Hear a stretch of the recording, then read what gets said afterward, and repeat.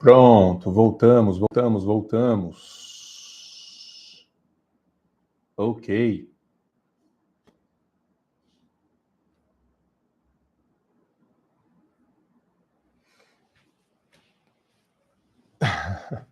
Vai entender essas coisas, eu não entendo essas coisas. Aqui estava tudo absolutamente normal, mas a gente volta do ponto no qual estávamos. Só esperar mais uma galerinha chegar aqui. Nananana.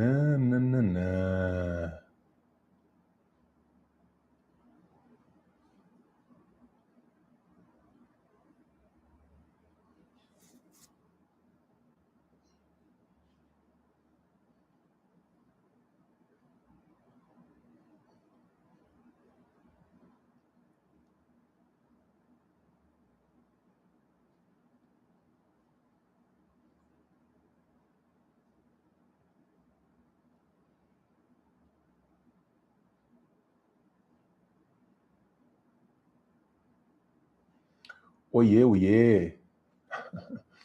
Vai entender? Coisas impossíveis de explicar.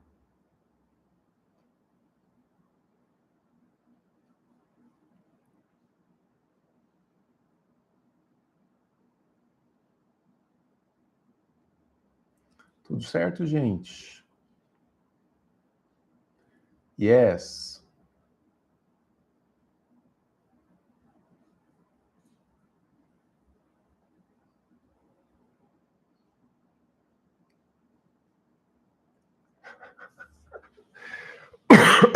O YouTube, ele não quer que a gente fale de amor e compaixão. Eu vou fazer o seguinte, eu faço o seguinte, eu vou pegar a primeira parte, depois a gente edita, eu vou pegar a primeira parte e faço aqui a continuação, e depois fica uma exposição única, né, para a gente não perder o ritmo da coisa. Muita gente vai ficar pelo caminho aí, porque muda o link, depois o pessoal não volta, então, mas não tem problema, depois as pessoas assistem. Posso continuar daqui, gente? Posso continuar daqui? Belezinha? Estão me ouvindo bem? Sem qualquer problema?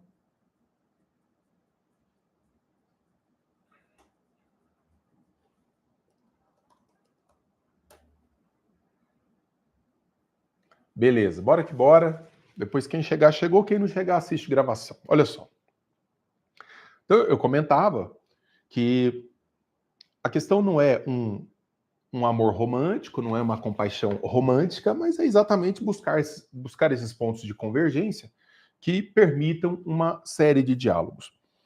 Mas, ao final do livro, o Brooks ele propõe, então, basicamente 5 regras fundamentais, e as regras são essas aí que eu coloquei no material que eu vou deixar aqui no link depois também, na descrição, mas já estava no link anterior. Ele coloca algumas regras para que a gente, na prática, consiga conduzir esse processo. Para que a gente consiga avançar com esse processo da melhor maneira possível. A primeira regra, ele diz: enfrente o sistema. Recuse-se a ser usado pelos poderosos. Primeira coisa. Enfrentar o sistema e não se deixar levar pelo que os líderes e poderosos... Por quê? Porque essa gente capitaliza em cima disso. A ideia de você ter um antagonista o tempo inteiro como o inimigo a ser batido, isso é fundamental para qualquer populista e demagogo. Hitler, quando instaura o seu regime de terror, ele escolhe um grupo quase, quando você olha para a história, quase aleatoriamente ele escolhe os judeus como alvo. Os judeus são responsáveis por tudo que não presta. Mas por que os judeus? Não, eles são responsáveis por esse sistema capitalista que destrói tudo. Então a gente tem... Daí para eliminar fisicamente foi um passo. Foi um passo. Então é preciso... Primeira coisa, cuidado com esses líderes. Cuidado com esses políticos que vocês seguem. Os políticos aí dos cortes Tramontina, né? Cuidado, porque o seu cérebro, ele começa a tomar isso como uma espécie de segunda natureza. E aí o Brooks diz o seguinte: a maior parte das pessoas não acredita que está sendo usada por outras. Por que não? Pense um segundo no líder manipulador. Pensa aí. Um segundo no líder manipulador. Eu já sei até em quem vocês vão pensar. É tão óbvio. Alguém que conheça que realmente usa o ódio das pessoas para os seus próprios objetivos de dinheiro, poder ou fama. Já está com a imagem na cabeça? Bem, sabe de uma coisa? Essa imagem está errada, porque se trata de alguém de quem você não gosta. Você está pensando em alguém que talvez use os outros, mas que não pode usar você, porque você já entendeu o jogo dessa pessoa. A imagem certa de um manipulador poderoso é alguém do seu lado do debate. Do seu lado do debate. Outro dia, eu falando a respeito de manipulação na universidade, de manipulação de ideologias e de mentes, uma menina falou assim: eu estou há anos na universidade, nunca fui manipulada por ninguém. Ninguém nunca me manipulou. Mas isso daí é o discurso mais natural, exatamente para quem foi manipulado. Porque a ideia da manipulação é exatamente que você não se sinta naquela posição. Não, é sempre o outro, né? Então, o manipulador poderoso é o fulano de tal que está lá no outro espectro da vida política, da vida ideológica. Mas do lado de cá, eu sou escravo de quem? A quem estou me submetendo? Talvez seja alguma figura da mídia que sempre afirma as suas ideias, ou algum político que sempre diz o que você pensa, ou um professor que nunca questiona o seu viés. Eles dizem que o outro lado é terrível, irredimível, sem inteligência, perverso, ou qualquer outra coisa que expresse desprezo. E dizem que você também deveria dizer essas coisas. Eu participo de grupos que o tempo inteiro estão assim: aquela gente é desprezível, não converse com eles, não dialogue com eles. Mas eu vou dialogar com quem? Só com esse grupelho de gente concordando consigo o tempo inteiro? Eu, de vez em quando, no meu Instagram, eu estou reduzindo o meu Instagram ao essencial. E de vez em quando eu faço uns posts de filtragem. Eu faço aqueles posts que vão incomodar tanto a esquerda quanto a direita. Por provocação? Não. Você pode não gostar, mas não vem um nos comentários, sem atacar, que argumente em sentido contrário. Ah, eu não gosto dessa posição do Denis, que diz que ataca coletivismo tanto à direita quanto à esquerda, porque eu acho que nós da direita temos que nos unir. Nos unir para sermos escravos? Porque mudou a cor da coleira? Não. Não. Combater as coisas certas da melhor maneira possível. E aí eu vou lá, perco 1.000 dos que me acompanhavam. Assim. 1.500 vão embora. Eu falo, que beleza. Porque, se é uma gente que não está disposta a conversar, a trocar ideias de forma inteligente, serve para quê? Se der sorte, morre cedo e vira fertilizante.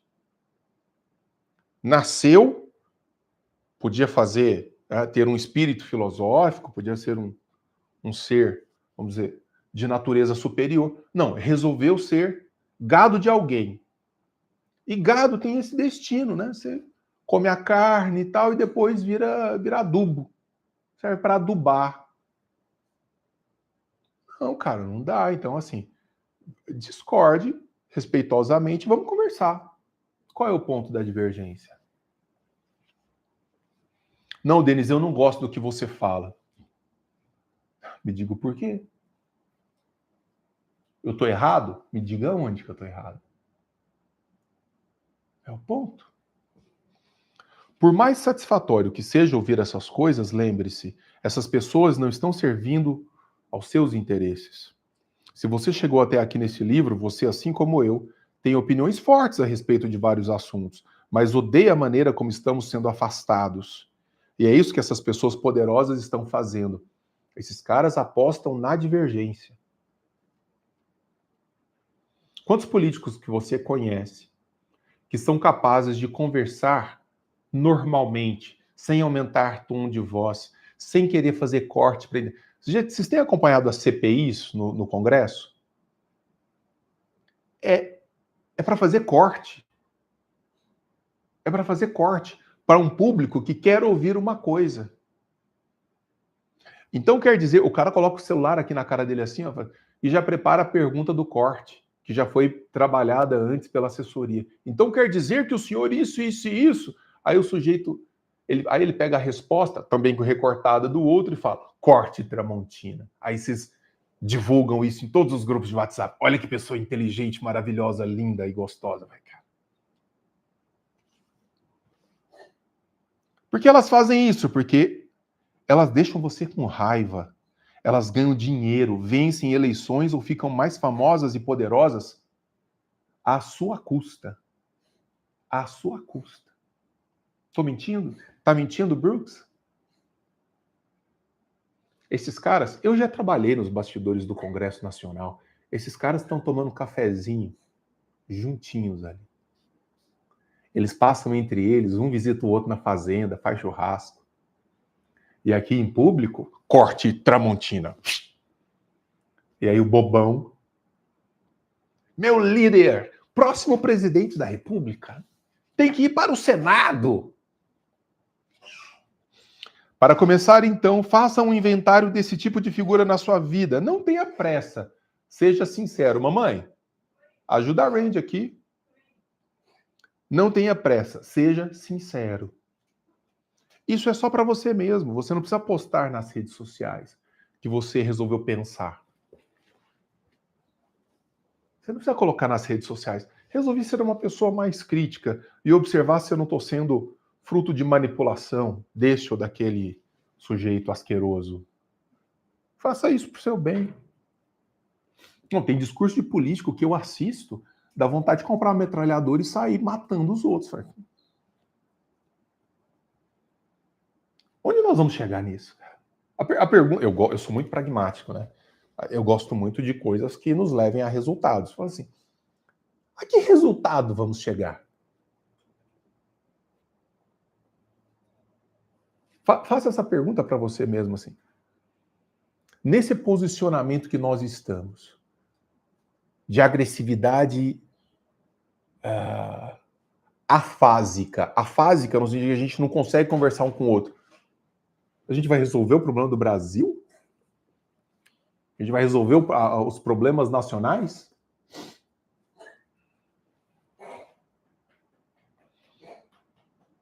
E aí você tem, ele vai dizer, você tem uma forma outra que é mais difícil. Enfrente as pessoas do seu próprio lado que falam mal das pessoas do outro lado. Olha que difícil fazer isso. Nunca é fácil enfrentar os próprios amigos, mas o desprezo é destrutivo, não importando quem o expressa. Você não precisa ser grosseiro, apenas seja a pessoa que delicadamente defende aqueles que não estão sendo representados, mesmo que você discorde delas. Olha que louco esse exercício que ele propõe. Acho bem louco esse exercício. Tipo, não, mas tem uma frase que eu uso muito nas minhas reflexões estoicas, né? Ninguém dá o que não tem. Às vezes você está exigindo do outro um comportamento que naquele momento ele não tem para dar. Mas o que você pode ser? Os estoicos ensinam isso. Seja você exemplo do comportamento que você espera no outro. Na hora que ele desejar a eliminação física dos adversários, mostre a ele que você não deseja isso, a eliminação física dos adversários. Você não é Stalin, você não é Hitler. Você quer que as pessoas convivam e extraiam os melhores resultados das suas existências. É muito legal. E isso realmente dá uma desarmada em termos do mal que a gente experimenta, que é uma coisa extraordinária. Regra 2. Fuja da bolha. Vá a lugares aos quais não é convidado e diga coisas que as pessoas não esperam. É muito interessante. Então ele fala assim, dá uma olhada no algoritmo do seu Instagram. A gente tende a eliminar tudo aquilo que levemente nos incomoda. Ele fala assim, mas de vez em quando, ouve o que o outro está dizendo. Moçada, sem brincadeira, experiência pessoal. Eu sempre conto essa história. Outro dia, eu estava dando uma disciplina na universidade de manhã e um outro professor estava dando a mesma disciplina à noite. E a coordenação do curso permitiu que os alunos mudassem de turno caso sentissem a necessidade, porque era a mesma disciplina, mesmo conteúdo, basicamente. E aí, um dia aparece de manhã um aluno diferente, falando, professor, posso assistir a sua aula hoje? Claro, eu sou do turno da noite, não sei. Não, assiste aí. E aí terminou a aula, ele me chamou num canto e falou, professor, eu vim aqui, não foi para assistir a sua aula, eu queria te conhecer. Porque o que falam do senhor nessa universidade, é algo absolutamente brutal. E eu queria saber se existe no mundo gente assim mesmo. Se um professor universitário, eu vejo o senhor aí trabalhando, se poderia ser uma pessoa assim. Eu falei, sério? É. E eu vim aqui e o senhor não tem nada disso, né? O senhor não é olavista, bolsonarista, o senhor não é nada disso. Já deu para ver aqui pelo modo como o senhor se porta e tal, o senhor não defende essas. Eu falei, mas quantos de vocês fazem esse movimento? Quantos de vocês fazem esse movimento? De ir lá dar uma olhadinha no outro.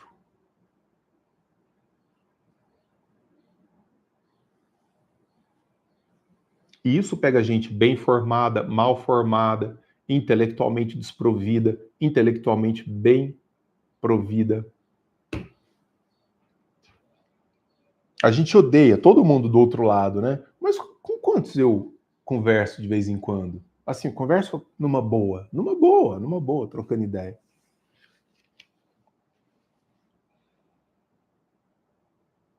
Então, cuidado, assim. Aí o Brooks ele vai dizer: tente ampliar um pouquinho esses limites do seu círculo de convivência. Romper um pouco as cadeias da identidade, ele vai dizer. Regra 3. Não, olha, Pri, eu já. Lembra na época da pandemia que a gente fazia aquelas lives da madrugada? Muita gente começou a me ouvir ali por uma espécie de distração no momento de grande estresse. E, de repente, muitas pessoas mudaram de posição ouvindo. Ouvindo. É muito legal. É muito legal. Quantas pessoas não vieram para uma outra perspectiva de mundo, dizendo que... uma que sempre fala isso, a minha querida amiga Geisiane, lá na Revista Oeste, ela fala, pô, eu era uma esquerdista que achava que a solução do mundo passava aqui, aqui e aqui, e aí eu comecei a ouvir as lives do Denis lá na madrugada. E aí, veja, não é que ela mudou de posição em relação ao bem que nós precisamos buscar, mas em relação aos caminhos. Pri, você também? Em relação aos caminhos. Opa, de repente nós temos caminhos aqui que podem ser mais efetivos. Regra 3. Diga não ao desprezo. Trate os demais com amor e respeito, mesmo quando for difícil. Eu diria, especialmente quando for difícil, né? Porque amar um amigo, amar quem concorda, não desprezar um amigo, não desprezar quem concorda, isso não tem desafio nenhum nisso, né? Mas é olhar para o outro como um outro na sua alteridade. Dizer, cara, não, eu te respeito, mas ainda que eu discorde dos modos, o que a gente está de acordo, é que a gente precisa mudar isso. Mas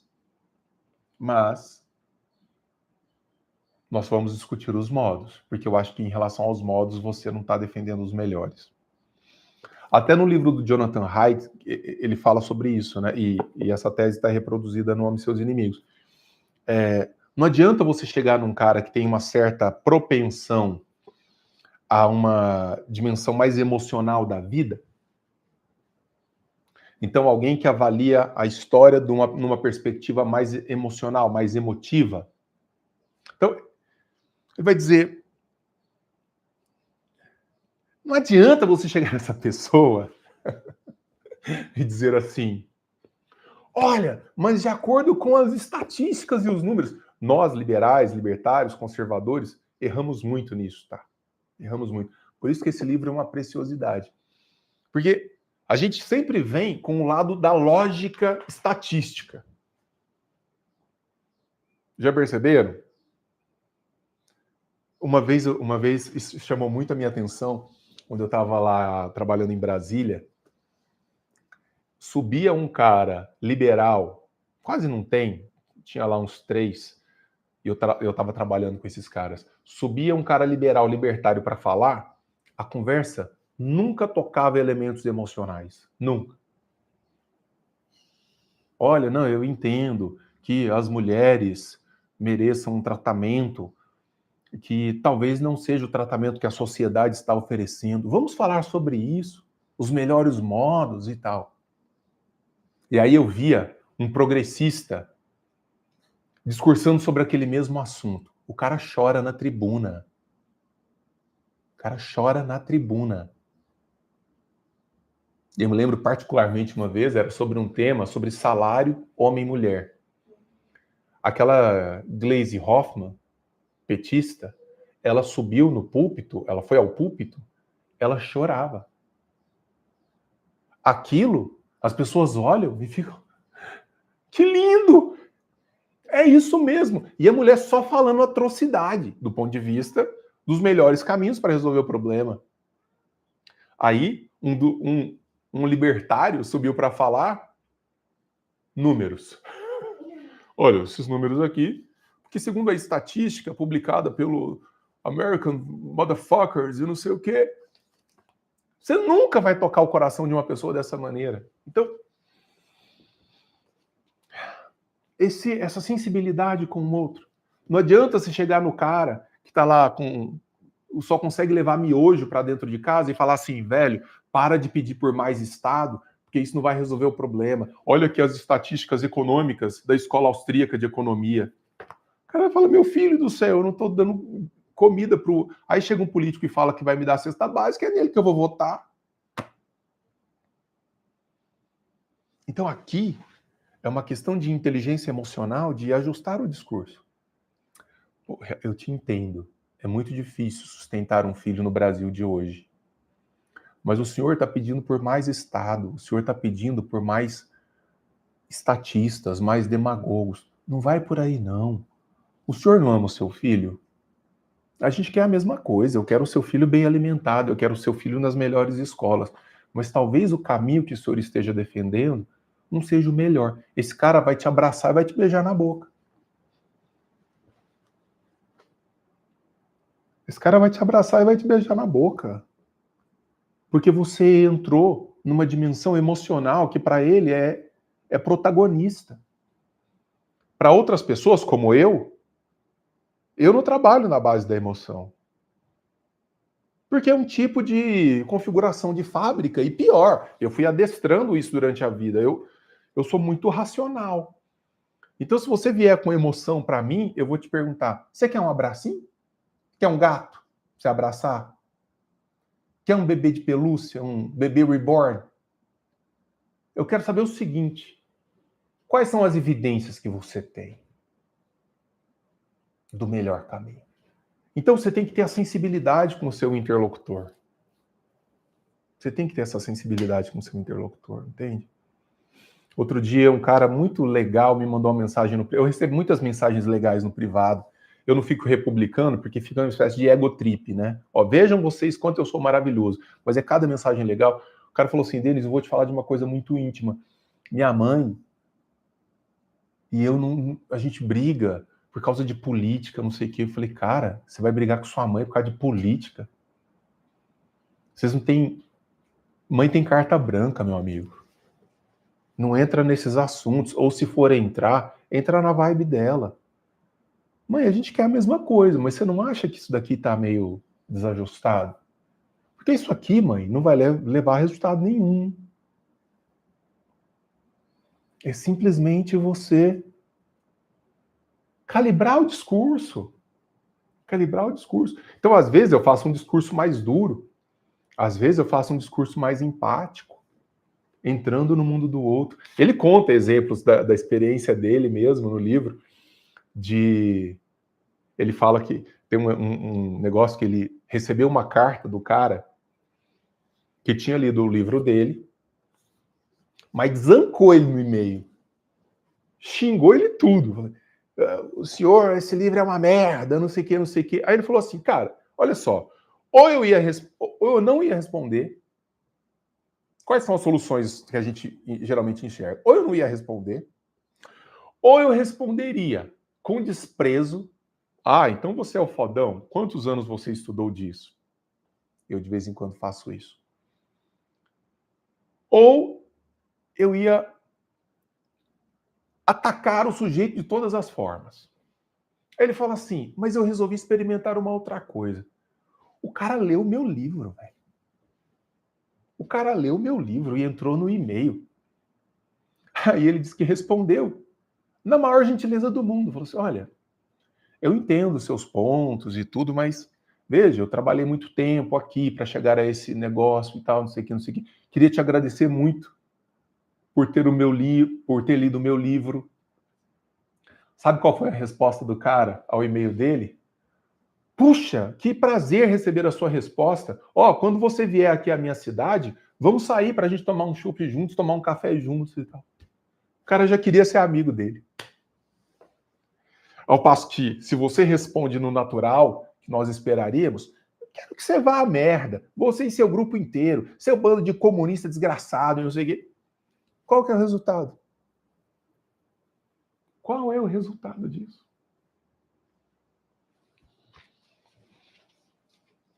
Fora que faz um mal danado.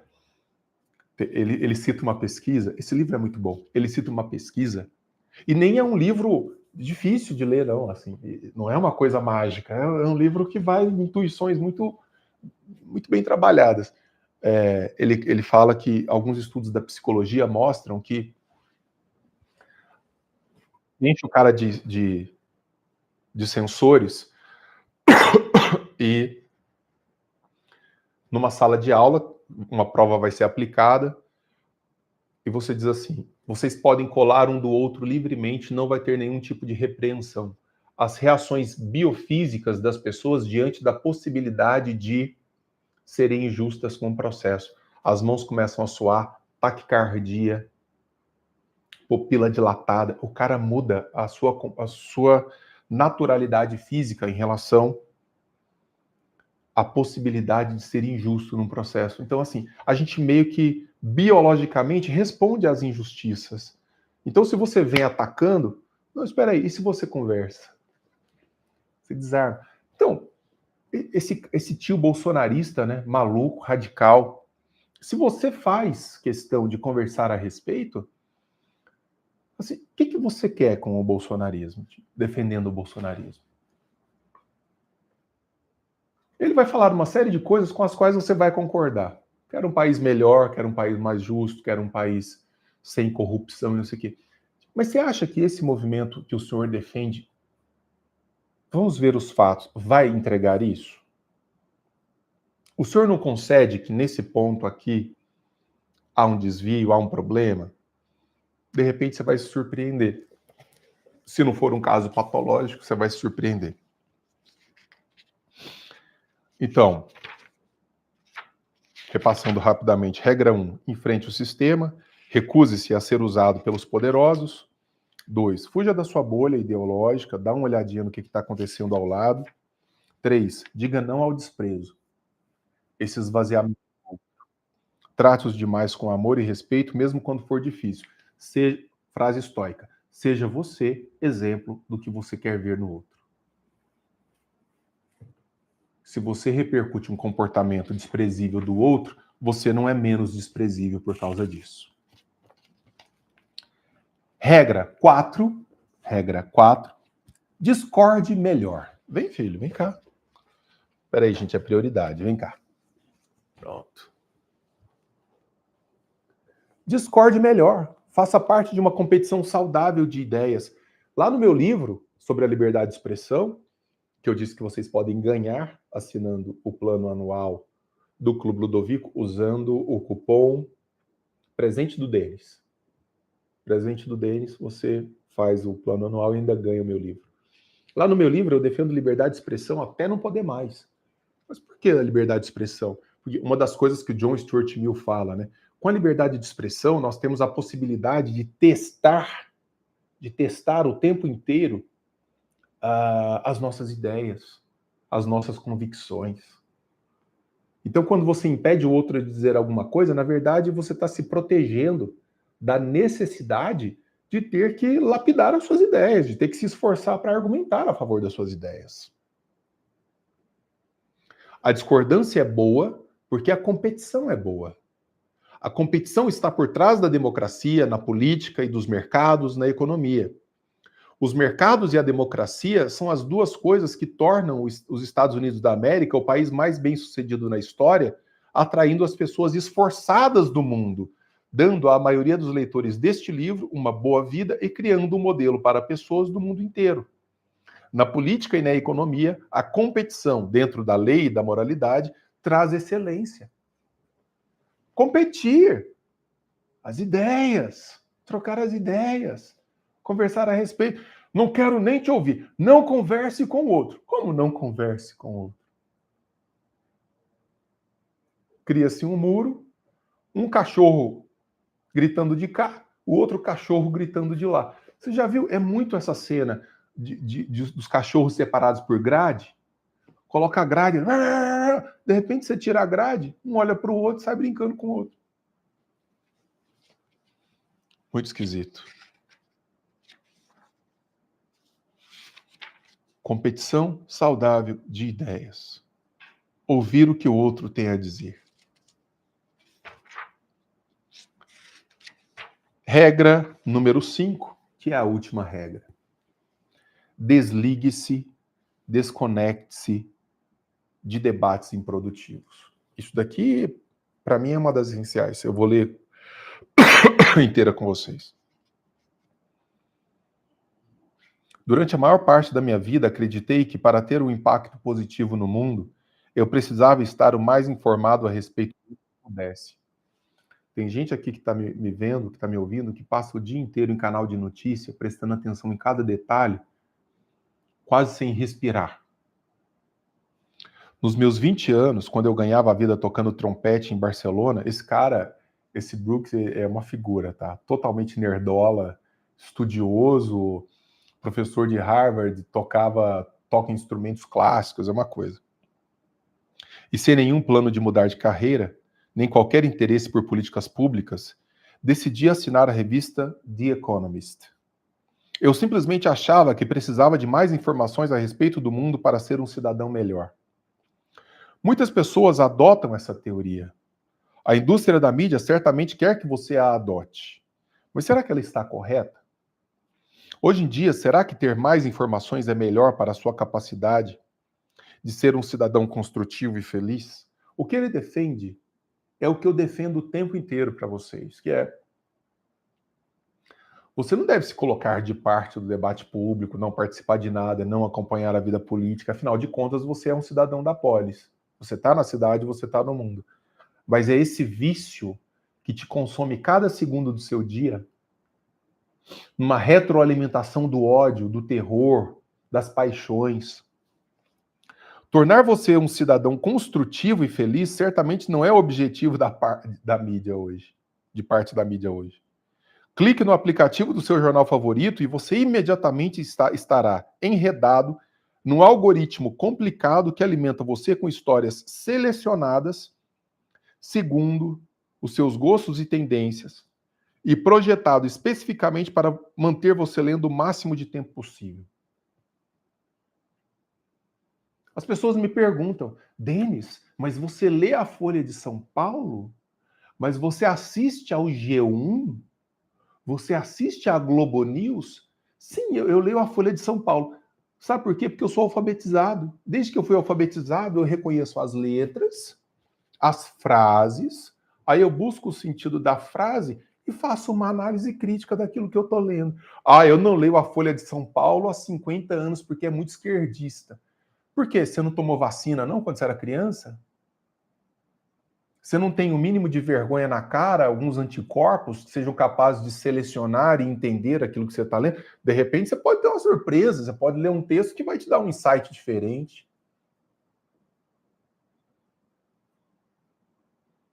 Às vezes eu assisto o Globo News só para dar uma passada de raiva e ver o que os caras estão pensando, porque às vezes tem uma análise lá no meio que eu falo assim, cara, o sujeito tem total razão. Não fico só lá nos jornaizinhos de direita, nos comentáriozinhos de direita, eu preciso dar uma ventilada para ver o que está acontecendo. Os sites de mídias sociais foram desenhados para alimentar o seu vício em dopamina, o neurotransmissor envolvido em todas as atividades e substâncias viciantes. Então você fica naquela mesma coisa de sempre, só pelo prazer de não ser incomodado. De não ter que pensar. Você só fica assim, é isso mesmo, muito bem, parabéns. Uhul, estamos juntos. Estamos juntos, meu irmão, é pelo Brasil. Viva nós, o tempo inteiro. Você é um autômato, é um poodle descerebrado concordando com os biscoitinhos que são lançados para você o tempo inteiro. Não dá para viver dessa maneira. Platão fazia filosofia por meio de diálogo. Sócrates fazia filosofia por meio de diálogo. Aristóteles escreveu diálogos. Muitas pessoas não sabem. É porque eles não chegaram até nós. Mas os textos que Aristóteles escreveu para serem publicados eram os textos dialógicos. Olha, se você não está disposto a dialogar, você parece aquela figura medieval que só fala por meio de tratados, né? Por meio de tratados. Então a gente tem que abrir um pouco mais o espectro da tolerância e do respeito pelas visões diferentes e começar a dialogar a respeito. O fluxo livre de informações é obviamente importante para uma sociedade livre. A ignorância do público é uma ameaça à liberdade, pois ela ajuda indivíduos poderosos com as motivações erradas.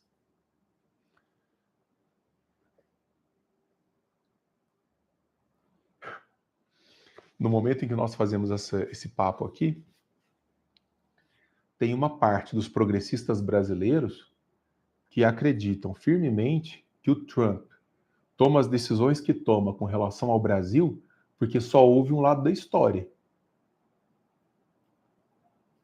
E que depois que ele falou que teve uma leve química com Lula lá no encontro na ONU, que uma parte de uma direita mais radical está muito preocupada, porque, se eu perder o monopólio de levar as mensagens daqui para lá de um jeito enviesado ou de um jeito que só interessa a um grupo, pode ser que esse cara comece a ver coisas diferentes, a perceber coisas diferentes e a tratar o Brasil de forma diferente. Olha que loucura isso. Especialmente figuras que são lideranças políticas serem afetadas por uma certa visão de mundo sem...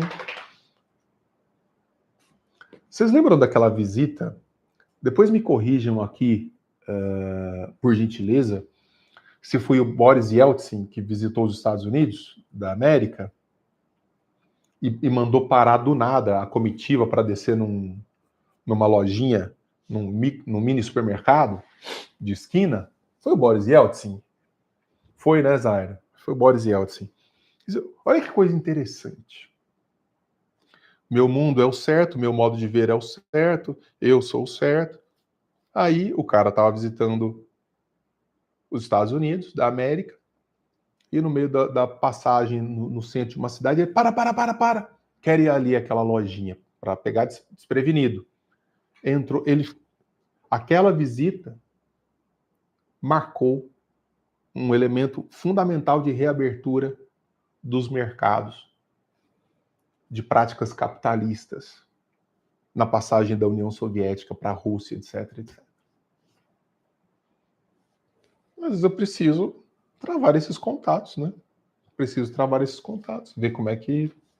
Porque eu não creio que o Boris Yeltsin tivesse o desejo de ver o seu povo ou passando fome ou comendo só ração. De repente, o cara tem que olhar assim no mercadinho e falar assim, Todos os mercadinhos de vocês são assim? São, assim, ó, várias marcas de vinho, várias marcas de refrigerante, tem marcas até de água. Poxa, por que meu povo não tem isso? De repente eu estou fazendo alguma coisa errada? Tem um livro que a gente leu lá dentro do Instituto Sociedade da Lanterna, que foi o Arquipélago Gulag. Uma das coisas que o Solzhenitsyn falava é que membros destacados do Exército Vermelho Soviético que estavam lutando na Europa, quando voltavam, às vezes eram presos em Gulag. Heróis de guerra eram russos, eram presos em gulags para ficarem em silêncio. Para ficarem em silêncio. Porque eles voltavam para casa eles tinham visto demais. E contavam o que tinham visto lá. E contavam o que tinham visto. Então, entende a importância de você não ficar hipercentrado numa visão? Ainda que você defenda, você tem as suas convicções. O Brooks é um homem inteligente, ele fala que até hoje não abre mercado. Não abre de jeito nenhum. Não abre de jeito nenhum. Não abre internet, regula a internet, regula redes sociais, regula jornais. Mas que medo que você tem de estar exposto a alguma coisa que vai fazer com que você passe a pensar de formas diferentes por causa de novas evidências? Isso é sinal de inteligência.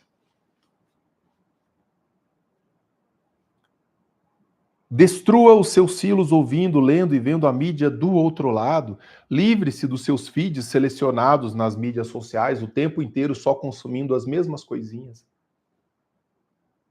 Mas ele fala mais, tá? Ele fala: quer ser radical de verdade nesse sentido? Pare por completo de falar e de pensar em política por 2 semanas. Ele fala. 2 semanas. Respira. Dá um time. Dá um time. Né, Clube? Espantou com a quantidade de alimentos disponíveis para as pessoas escolherem. Ficou de boca aberta. Você sabe que eu tenho um amigo. Onde eu vou, eu cito esse amigo e falo: convidem esse cara para falar. Que é o Vladimir Pershini, professor da Universidade Federal do ABC, professor da área de física. Ele viveu os estertores da União Soviética. Tem foto dele, pequenininho, lá vivendo o fim da União Soviética, antes carregando a bandeira da União Soviética, etc, etc. E aí, alguns dos... Por que eu gosto tanto dele? Ele, além de ser uma figura extraordinária, ele viveu a história ali, né? Então, uma vez conversando em diversos podcasts, palestras que a gente já fez juntos, eu falei... Aí ele fala assim: Denis, sabe uma das coisas que mais eu tive que trabalhar na minha cabeça quando eu cheguei? E olha que não é que ele chegou na Suíça, ele chegou aqui no Brasil. Ele falou: até hoje me sinto incomodado quando eu estou num shopping e vejo uma loja de tênis com aquelas tantas opções. Porque eu desde criança fui adestrado para entrar dentro de um galpão, pegar o primeiro sapato que tinha mais ou menos do meu número e ir embora.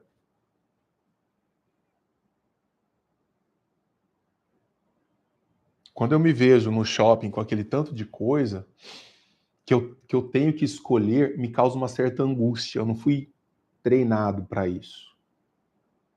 Eu não fui adestrado para... Não, porque a sua pisada é pronada. Então você tem um tênis que tem um reforço maior do lado do... Como isso, cara? Eu tenho uma sapatilha ali que é o que eu tenho para o inverno, para o verão, por mais não sei quanto tempo. Não tem, eu vou comer isso daqui porque isso daqui é um pouquinho mais salgado, isso daqui é um pouquinho mais doce. Tem isso aqui que é a sua ração. Então, essa distensão mental é importante. Dá uma saída, respira um pouco fora. Eu tenho perdido muitos amigos desse lado do espectro, na defesa da liberdade, porque os caras começam... Eu tô vendo isso agora acontecer. Eu não vou citar o nome do cara, mas se coloca, e é mesmo, um grande defensor da liberdade de expressão. O cara se tornou um ideólogo insuportável de acompanhar. Eu vou lá, assim, cara, o que está acontecendo? No prazo de 6 meses, um cara que era super bom senso, racional, temperante, de repente virou Aí você vai, onde o cara está falando? Devem saber que Provavelmente. são as pessoas. O que ele está frequentando?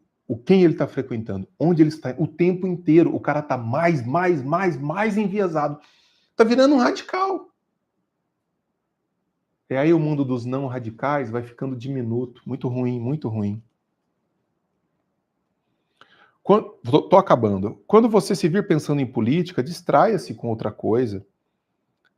Ao discutir essa proposta com amigos e colegas, detecto um medo incipiente, algo mais ou menos assim. Se eu desligar a política, posso ficar mais feliz, mas é irresponsável. Os fascistas.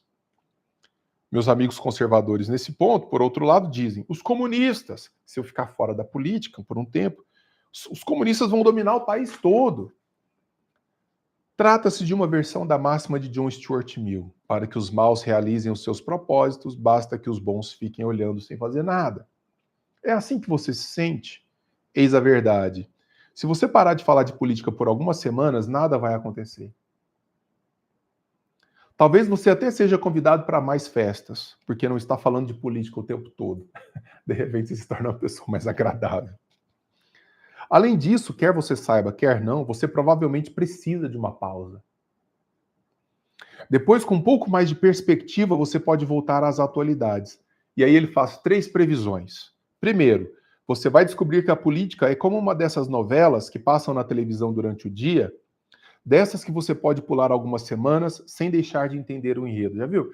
Você assiste aqui, depois você assiste 2 semanas depois 6 meses, e tá lá, entendi. Matou o vilão, o filho nasceu, casou o bonzinho. Segundo, você verá o complexo industrial do escândalo na mídia e na política mais claramente tal como ele é. Um monte de gente poderosa que quer que você permaneça amarrado para que eles lucrem, financeiramente e politicamente. Você abre o YouTube, você abre o Instagram, você abre o Twitter, é só assim, urgente. Você chega pro lado da cadeira, assim, só com a thumb. Urgente, o mundo vai acabar. Aí você vai olhar a notícia, é só mais um escândalo cotidiano no dia. Amanhã tem mais um emergência nacional.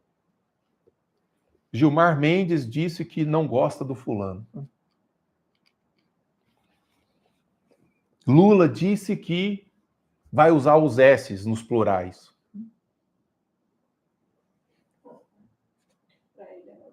Não, esse cara que eu citei aí, que eu não nomeei, o cara faz post porque num determinado momento os adversários políticos dele, o cara falou assim, nós vai ali, aí o cara para fazer um post sobre isso, porque mas vai. Você tem que manter o tensionamento o tempo inteiro. E chega uma hora que a adrenalina não é suficiente. Você tem que ficar chapuletando mais, porque você vai perdendo a sensibilidade. Já viu, Camilita? Na hora que você passa um perfume, você passa uma baforada, tá gostoso. Aí uma semana depois você precisa de 2, porque você não tá mais sentindo o cheiro. No final parece que você engoliu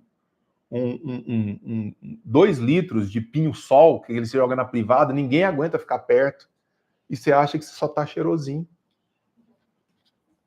Cuidado, né? Tem que dar uma... Reduz, faz um detox. Faz um detox. Olha o tanto de livro para você ler do Clube Ludovico. Olha esses aqui. Aqui estão os livros do Clube Ludovico só da Ayn Rand. Pensem em vocês. Só da Ayn Rand. Tem coisa demais para ler. Coisa muito boa para ler.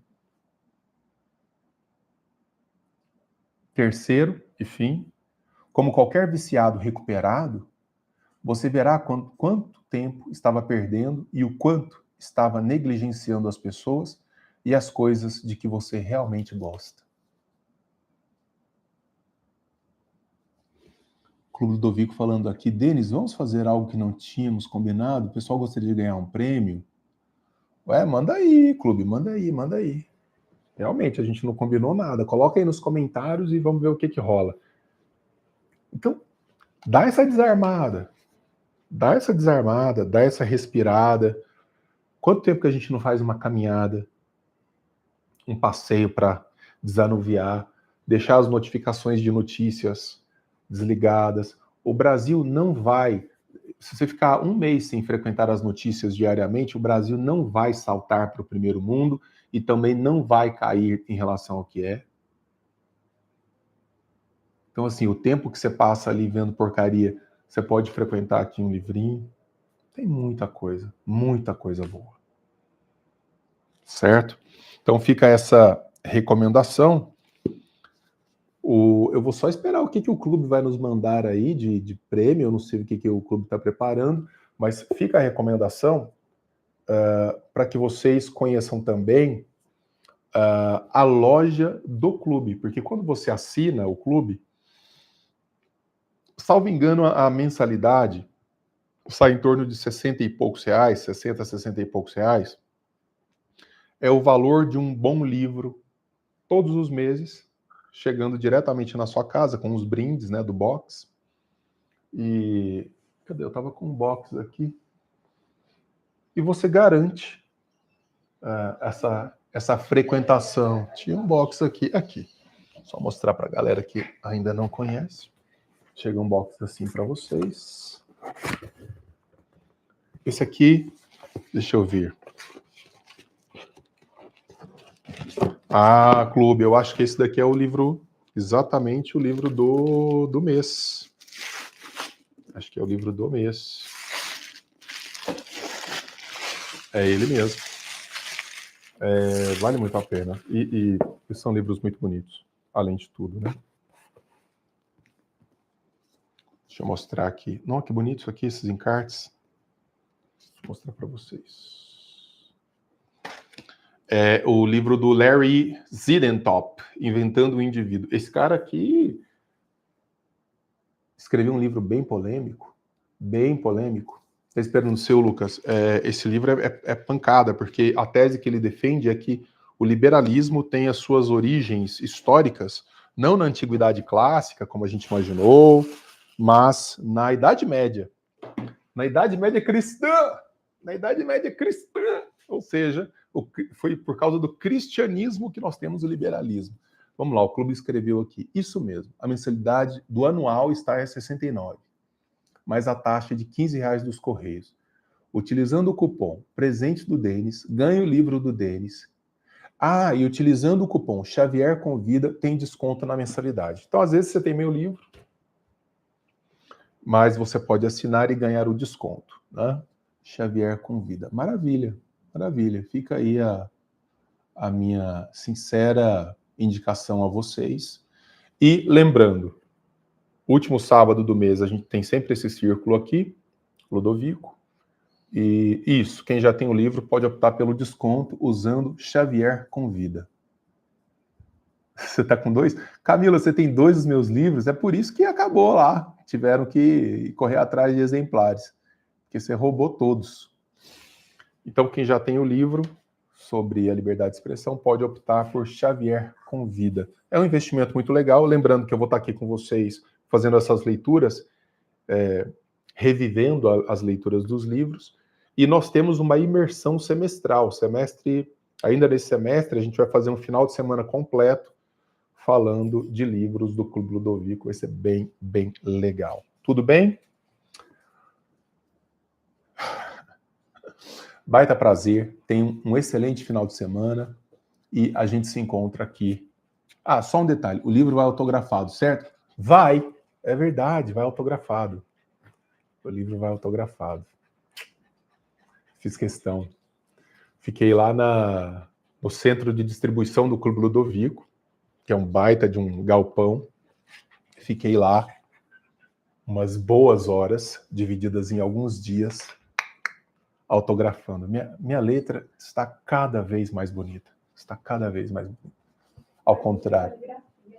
Hã? Sabe de onde vem o termo caligrafia? Vem do grego kalos, que é belo, e grafia, grafé, escrever. Então, caligrafia já é a bela escrita. Portanto, eu tenho caligrafia. Eu tenho caligrafia. Beijo, moçada. Bom fim de semana, juízo. Depois eu vou juntar esse material com o da live que foi interrompida para a gente ter um material único, tá? Beijo, beijo.